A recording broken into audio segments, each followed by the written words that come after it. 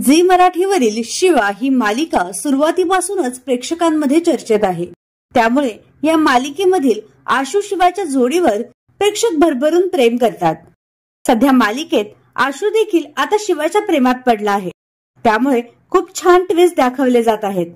मात्र दिव्या या दोघांच्या मध्ये कट कारस्थान करत असल्याने प्रेक्षक भडकले आहेत। एक तरी सीन चांगला दाखवा, नेहमी कट कारस्थान दाखवून चांगल्या सीनची वाट लावता।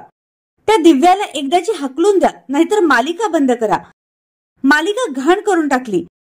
सिरियल चालवायची म्हणून काही पण दाखवणार का?